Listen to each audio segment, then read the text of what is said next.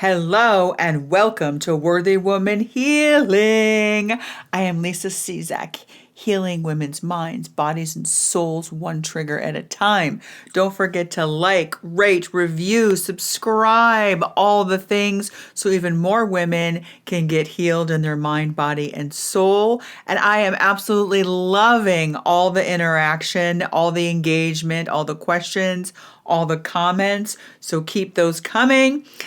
On today's episode, we are talking about the myth that's out there, mostly because of the Sound of Freedom movie, that sex trafficking is always you're kidnapped and you're being held hostage and you can't leave wherever you are being held as a sex slave.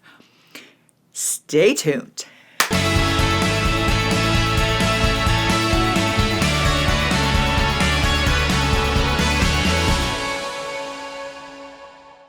All right, so this is prompted because it was actually a friend of mine that when I told her I was going on a retreat with survivors of sex trafficking, she looked shocked. She was like, oh my gosh, how did they escape? I hear this a lot, right? People will ask me, how did you escape that? Well, remember that Sounds of Freedom movie, drop in comments if you saw the movie. Put a hell yes, saw the movie. And I saw it too, and I really liked it. And it was a great snapshot. It was a great picture, a great movie, a story of that particular story, right? Of women, children being in another country, being held captive, right? That is not the way it normally happens. That is not the usual way it happens. Okay, that's the Hollywood version. It is a true story, right? It is a true story. And I'm saying it's good because we got awareness going on and we need awareness going on about this topic. However, it has just perpetuated the myth that sex traffickers kidnap their victims and keep them held hostage wherever they are. I'm going to give you a perfect example of something that's happening right here in my hometown, and it's probably happening in your hometown also. And I became aware of this when I met Rachel Timothy, who I was on her podcast, Stop Suffering in Silence, sharing my own story of trafficking, getting trafficked by an old friend. And these women were promised, they're Asian women who were in a very poor situation, right? Just destitute situation.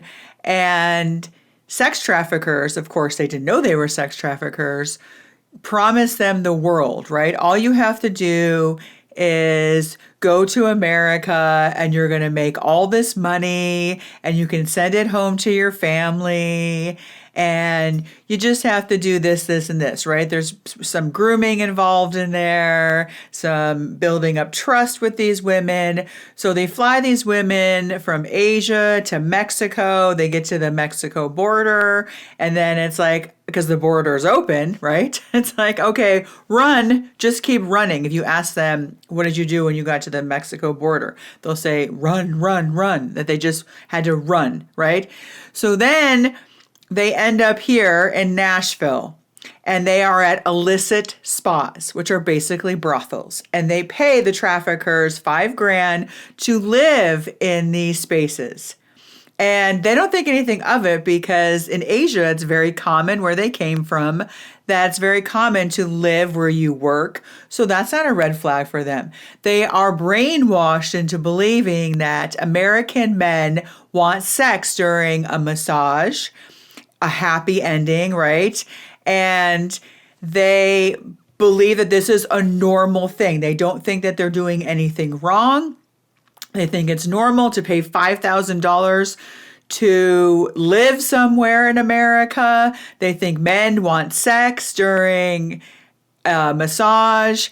They are brainwashed to believe that the police are bad, Americans are bad, right? Because they don't want them going and telling anyone what they're doing. So they think all of this is normal. And they don't realize that this is a brothel situation. It's a modern day brothel situation.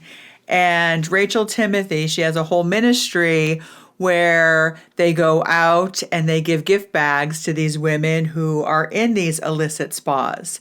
And the women are very, happy, but they don't understand. Like, if you told them you're being sex trafficked, if you told them that you're actually being held hostage, right? They'd be like, what? No. The saddest part about it, Rachel said, is that they can walk out anytime they want. Rachel has a great episode on this. I suggest you go over to Stop Suffering in Silence, her podcast, and watch the episode on the brothels and the illicit spas, because she can speak more to this.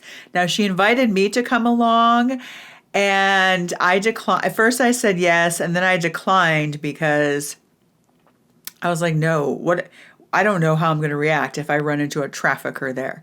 And it's going to be, I don't know how I'm going to handle that. Like, going in and seeing women who are currently being held hostage and they don't even realize it.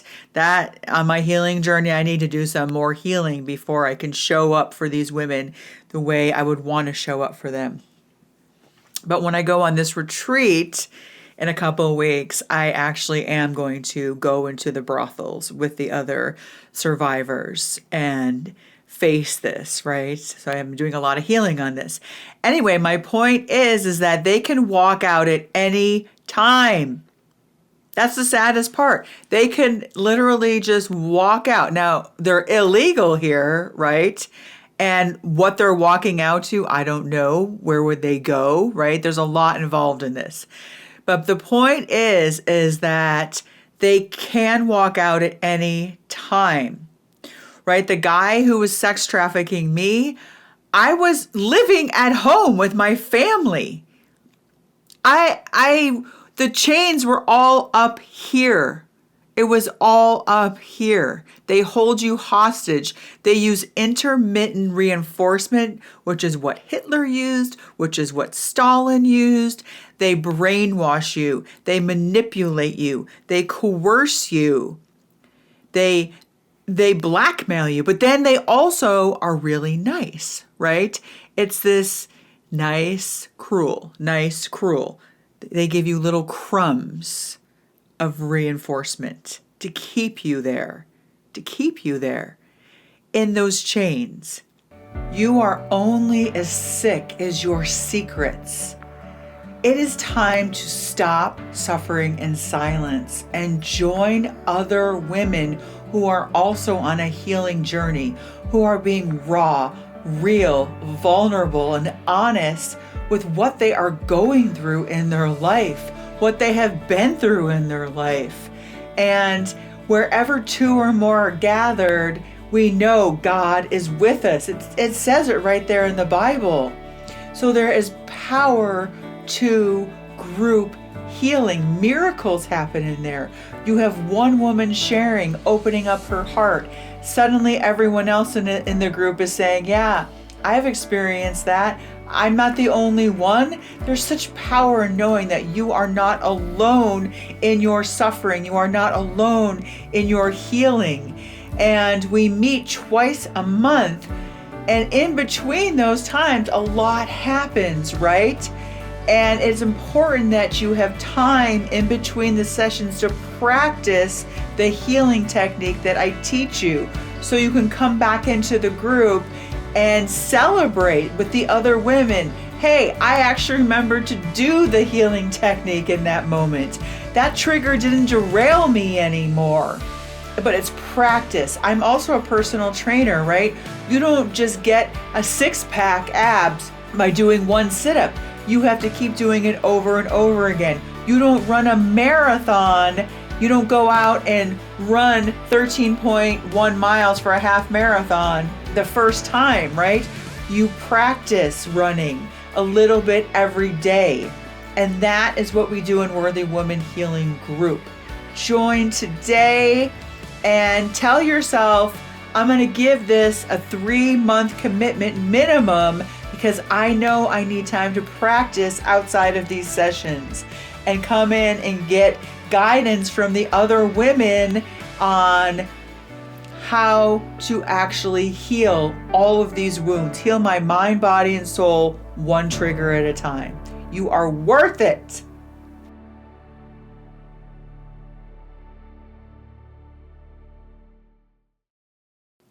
And my one friend was saying, yeah, but, you know, women who are sex slaves, right, are held hostage, but prostitutes do it because they want to do it. Porn stars do it because they want to do it.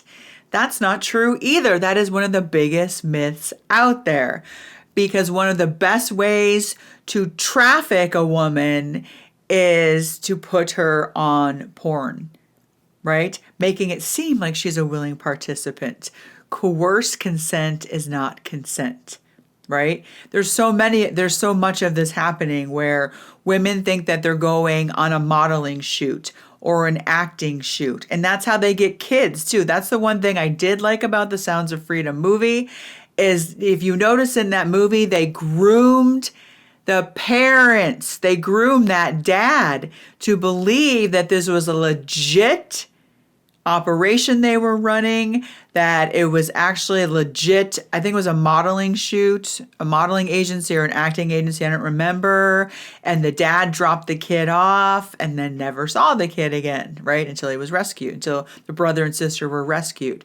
So even parents are being groomed and they don't even realize it. Grooming is such a big thing. Just today, I had an issue. I had what I thought was going to be a job interview for a health and wellness coach. It sounded right up my alley. I saw it on LinkedIn, which LinkedIn is on the Dirty Dozen, you guys. The Dirty Dozen meaning the sites where all the sex trafficking and all the exploitation is happening. LinkedIn is one of those. And I applied to this job on LinkedIn. It looked legit. They emailed me back and they said, actually, you're overqualified. Would you rather have this remote job instead? It looked right up my alley. And the emails look legit. It looked like the logo from the actual company. I had a weird feeling though, right? Something was off. It seemed too good to be true. And something just seemed off. I couldn't place it. I went to go to do the interview on Microsoft Teams, and they said, this was the red flag, hey, this interview is we did a survey, and people are nervous about being on camera.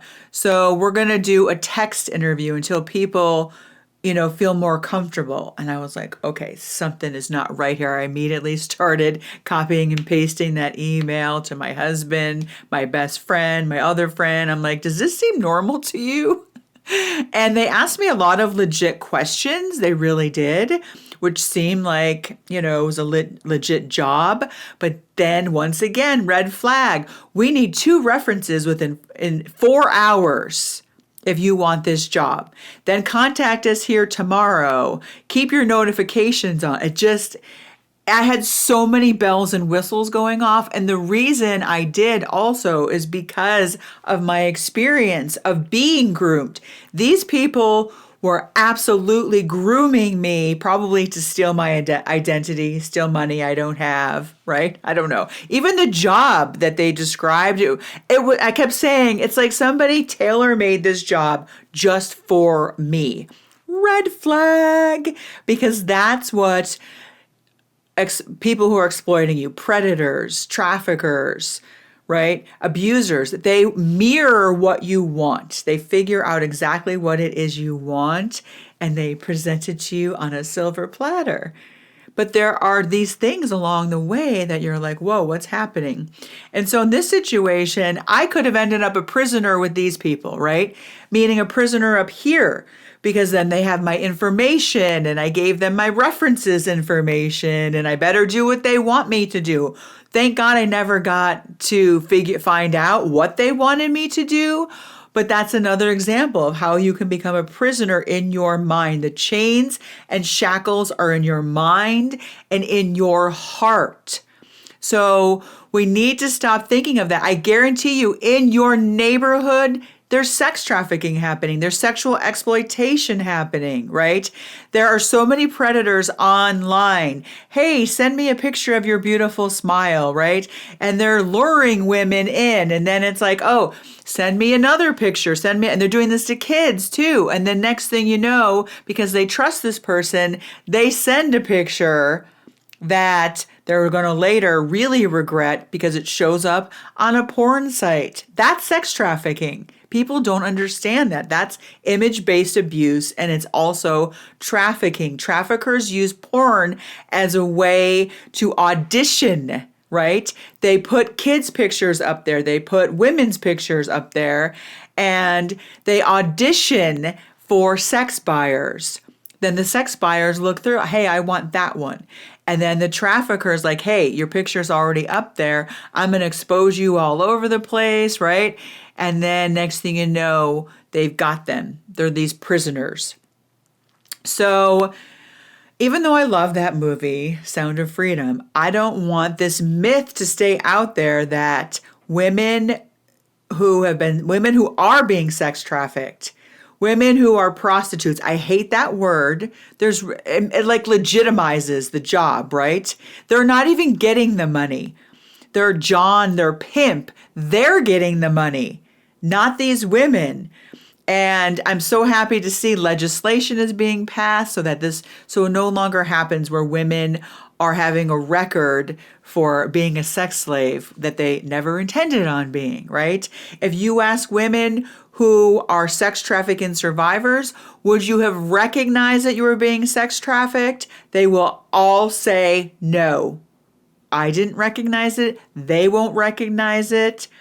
It's like our brain does something really strange, and it's that intermittent reinforcement that they give us, right? It's like, here's some crumbs to keep you staying, but then they remind you, right? I'm actually in control of you. I have power over you. Imagine this. Imagine next December, in the middle of the hustle and bustle of the holidays, when you're usually doing all this stuff for everyone else, exhausting yourself, you take 4 nights and 5 days just for you. Imagine, right? No responsibilities, no kids, no husband, no job, no Christmas shopping, no wrapping presents, just 4 nights and 5 days all to yourself to fill your cup. So when you get back in time for Christmas, your cup is overflowing and you end up not being exhausted at the end of the holiday season, not getting that flu you always get, not getting that cold you always get, but feeling revitalized, refired, recharged, renew before the new year even begins. If this sounds like something you're interested in, click the link below and sign up. And the best part is, you get to join Worthy Woman Healing Group from now until when the retreat starts. So you'll be healing alongside of all the other retreat participants, all the other women on the retreat, and we can celebrate in the Caribbean next December in a healed state. Woo! I can't wait. And remember, you are worth it. So that's all I'm going to say today. I'm going to have a lot more to talk about this whole subject. I just want to get that myth out of there that they're not sex trafficking survivors, victims are not chained to a bed somewhere, right? They can walk out freely. They walk home to their families. We have kids. Rachel's story is great. She talks about how this happened to her. And Chelsea, which you learned, right, in my interview that I did with Chelsea, some people would say, well, she could have left whenever she wanted. She could have just stopped. She is a kid, number one, right? She trusted this guy. And you can see in her story, if you haven't watched it, go back and watch that episode, Chelsea's episode, of how she was groomed by a family friend. And stuff happened right under her parents' nose, and they didn't know it, not because they're not good parents, but because they were groomed as well. And so she was very much a prisoner, right? Except she could walk out whenever she wanted. but we don't. It's like telling a POW, oh, just walk out. Just walk past the guards. Just walk past, Hi Hitler. Go ahead. Just leave the concentration camp. It's not that easy. So, drop in comments if you got anything to say about this. Do you know any sex trafficking survivors? Do you know anyone that this happened to?